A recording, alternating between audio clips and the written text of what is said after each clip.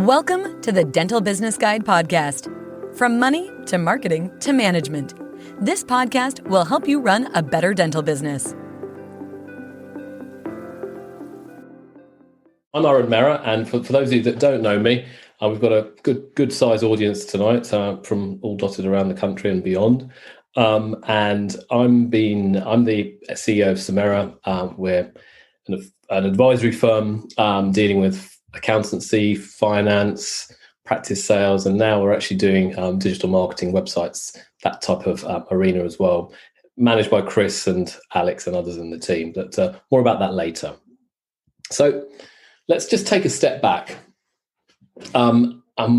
Before we talk about the actual Google update, I'm just going to talk about what happened in 2020. We all know what happened. COVID happened, and sadly, we're still in the throes of that. But things are changing.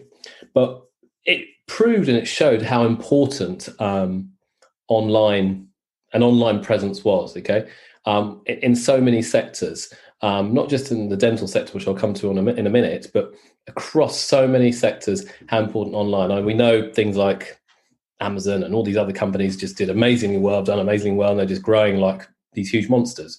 But if we look at the dental sector as well, it's interesting to see what the trends were. So I'm going to just take a step back actually out of these slides, okay? I'm going to share my screen and we're going to look at Google Trends.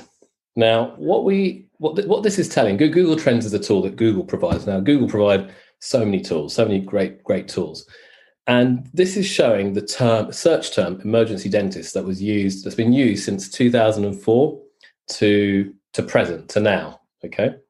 And what we can see here is that search term, the use of it has grown. Obviously, it's been growing as a natural consequence of more and more people using Google, more and more people searching for Google, for searching for such search terms. Okay, bear with me, that's Teddy.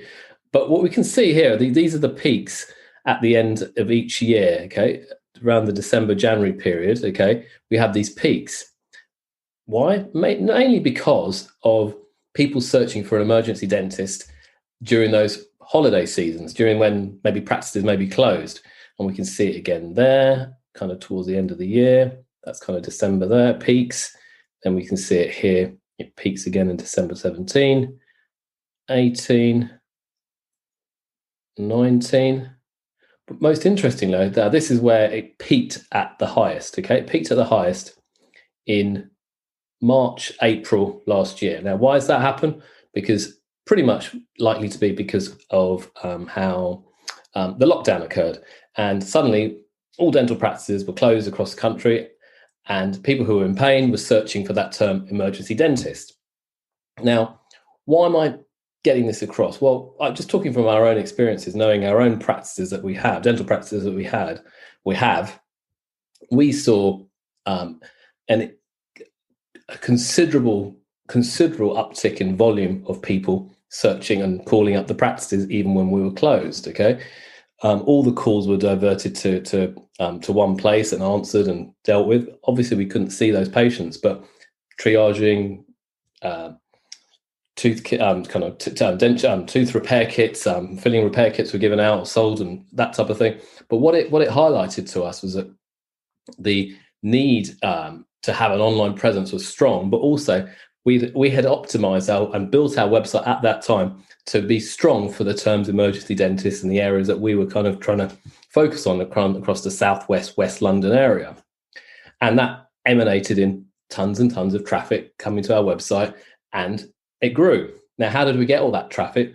Well, it was primarily because we were using the knowledge from an experience of Google, from previous times, and those things that we'd done was to write blogs about emergency dentistry, write interesting, useful articles on emergency dentistry, write tons of stuff. But at the same time, we were also issuing and writing content current at the time on what to do during COVID for an emergency, if you've got a pain in your mouth or pain in your teeth. So there was content going out all the time, regularly by our team, okay, by our content team.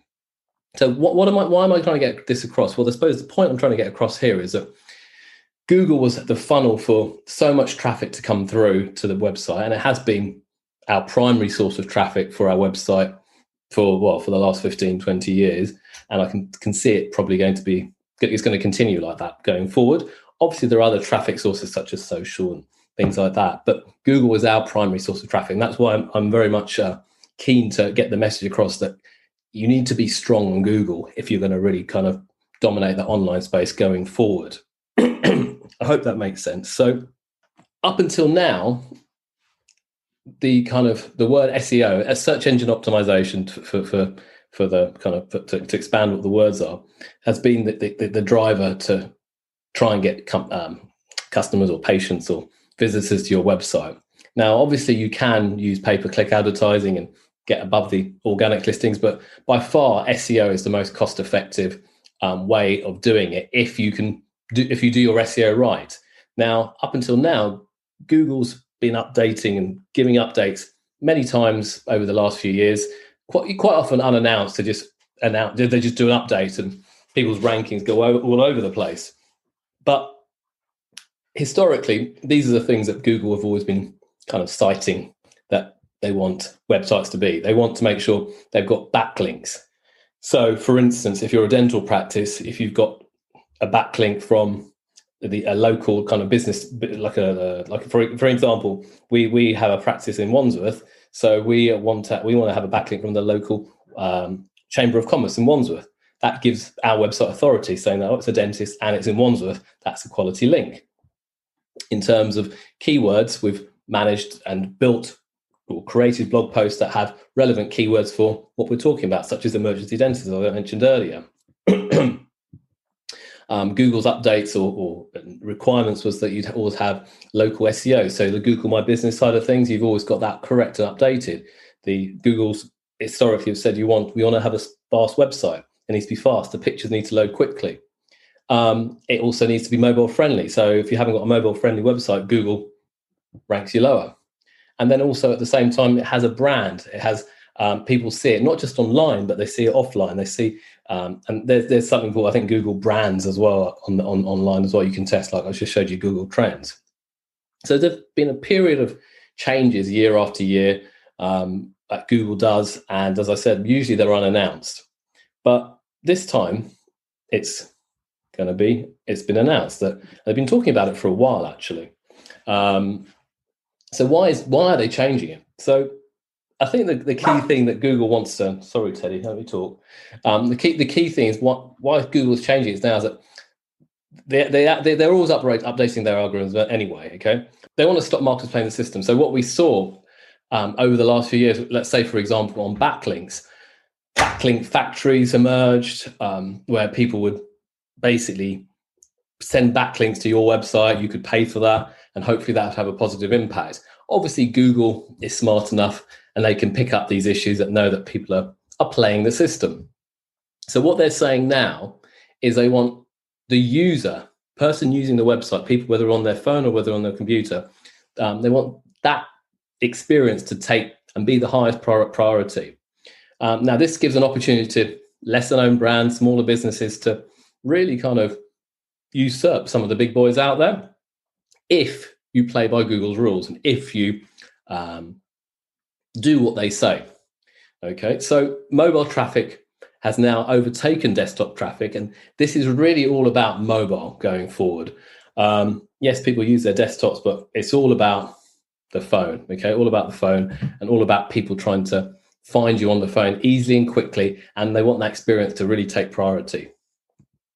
So what is this? It's called the Page Experience Algorithm Update, and I'll just read what they say, okay? The Page Experience, let me get this right. So the Page Experience signal measures aspects of how users perceive the experience of interacting with the web page. So interacting with it, optimizing for these factors makes the web more delightful for users across all web browsers and surfaces and helps sites evolve towards user expectations on mobile. Hence the word mobile. We believe this will contribute to business success on the web as users grow more engaged and can transact with less friction. So it's a bit of a mouthful, but what they're ultimately saying is we want to make the experience better for users, predominantly on mobile, across all browsers and all surfaces, and therefore you're going to have to play by our rules, and this is how we're going to do it. So how are they going to do this? But the bottom four are the things that if you haven't got a website, if you have got a website already, this is what you should be doing, have in place already. This is what Google has said historically. So firstly, it needs to be mobile friendly. Obviously, it needs to be, if the website appears on a phone, it's friendly, it works, it looks good, and it's functional, and it works. Number two, it's safe browsing. So safe browsing ultimately means it's not prone to phishing attacks, which can happen on various websites. So that needs to be considered. So that's important. So no phishing. HTTPS is something that still a lot of websites you see out there don't have this, and it's basically a secure website. So security is out there. So you have to have in the URL HTTPS as opposed to HTTP. So that's an important thing. It's very easy to do these days. And the fourth one, a bit of a mouthful, no intrusive interstitials. Okay. And what this means is you cannot, they don't encourage pop-ups. That's the key thing. So if you've got a website at the moment, it's mobile friendly, it's safe, it's not prone to phishing attacks, it's secure using HTTPS, and it doesn't have no intrusive interstitials, that's a positive in Google's books. Okay, and that's great. Okay, but obviously, I'm not going to talk about content today. But the point here is that this is a given. Those four are a given. You need to be ensuring that your website has got these basic things in place. Okay, then obviously you're going to create content for your website. Now, this then comes into this three area, and these three areas, the thing in green at the top, all relates to this new algorithm update of Google, and they call it Core Web Vitals, and it's got three areas. One is called loading, one is called interactivity, and one is called visual stability.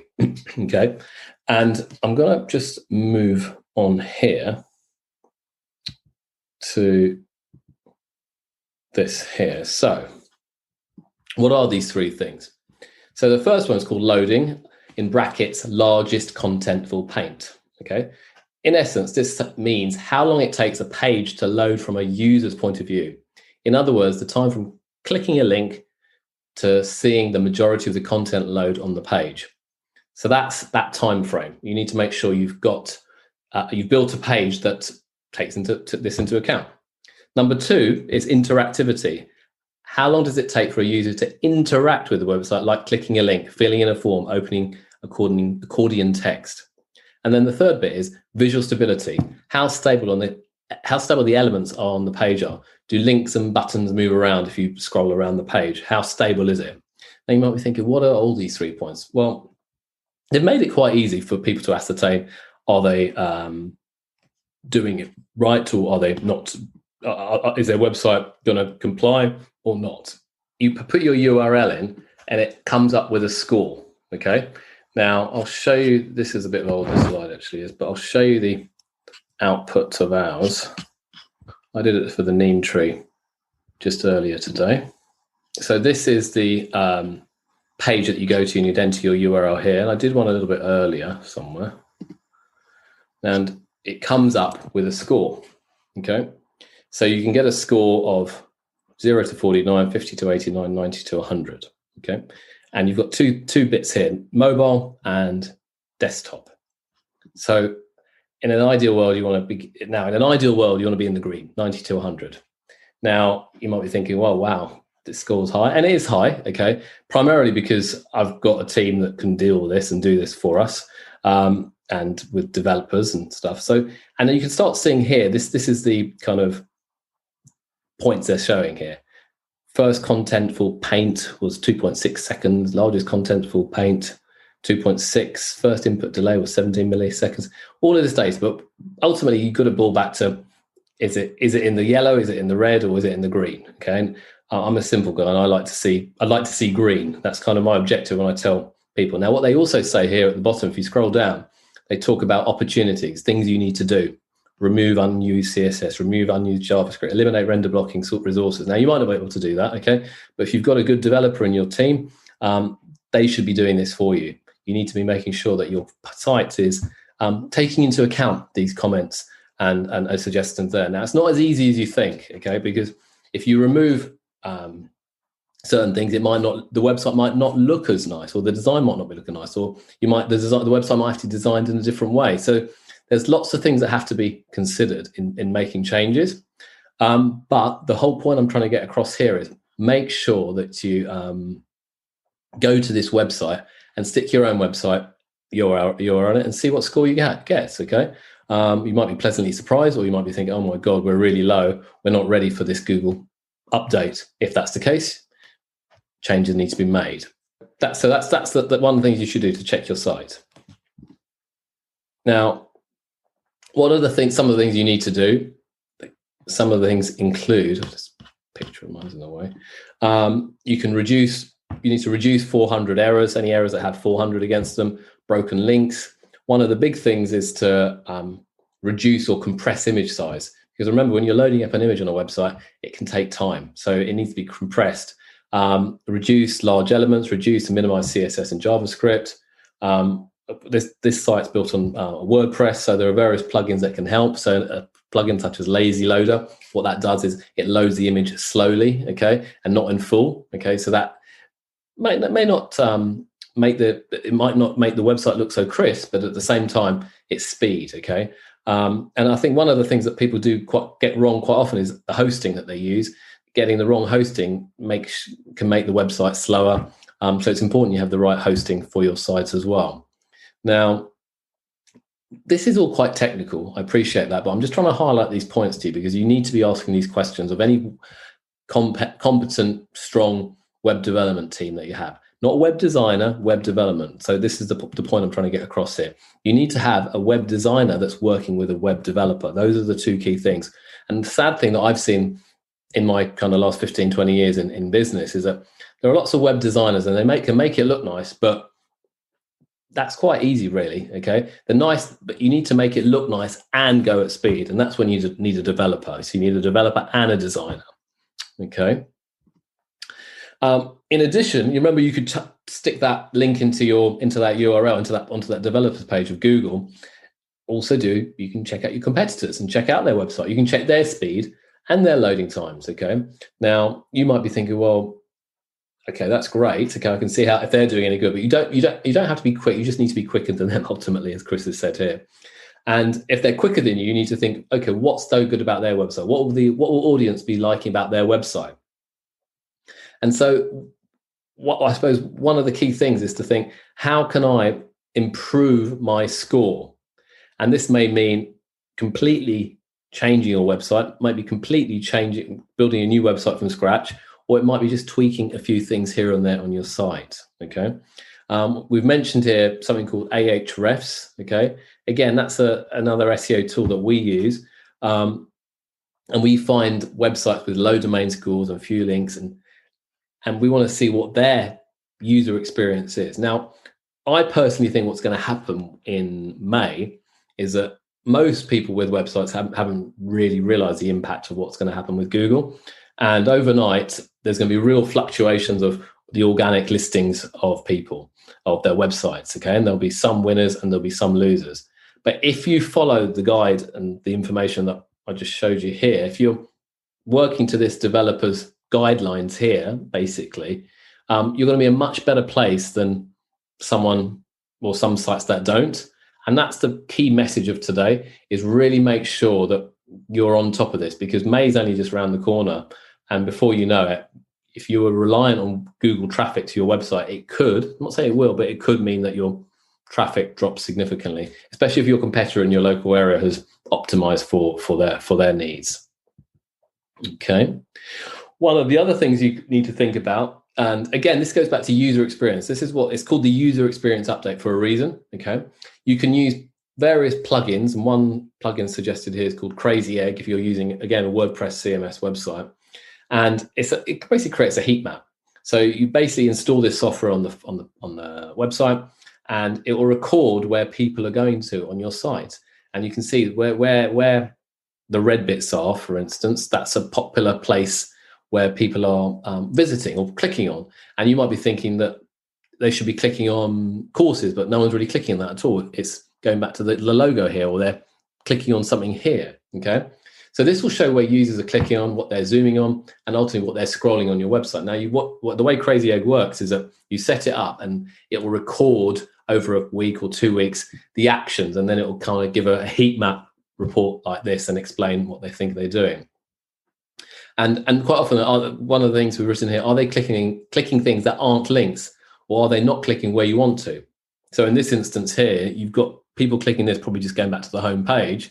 And here, people are thinking this is a link here, but it doesn't really take them to anything. So maybe you have to change that whole design to make sure that they click on a relevant action.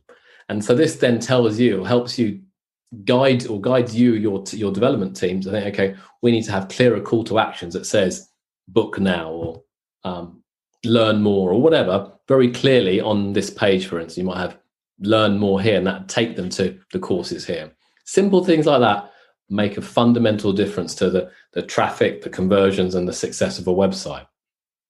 Okay, so in addition, I suppose, and this is kind of what I've just said here, think about the accessibility. So make sure the font and the background colors, are they easily viewable by the visually impaired? That's another thing that Google are looking at. So I think if you have yellow and white together, and that's a mistake we made last year on a website, it wasn't so easy to read, okay? But when we changed it to black and yellow, suddenly it was accessibility. Google liked it, and the SEO rankings went up. Do your CTAs, call to action, stand out, like those buttons? Are they book now or learn more? Are they clear? Are they very visible for someone to say, I want to do this? If they're not, Google will mark you down. You've got to add alt text to your images. If they need that, means basically, what is that image about? Put the text in that box. Another example, data. Is it in rough form or is it in a table? So again, how is the information presented? How is it easy for the user? Okay, not for you. How is it easy for the user to understand, interpret, and look at the details? Now, Google, all of this takes time, effort, but the whole point is, if you're doing this stuff, Google have given you the insight. They're telling you here, this is what you've got to do. You've got to meet this score. Okay, if you can build the website around this type of scoring, it will certainly increase your numbers and ultimately increase the kind of benefit to your SEO, and then also increase the the opportunity for you to rank higher. Excuse me. God, I've been talking for half an hour. It's gone quickly. So think about accessibility.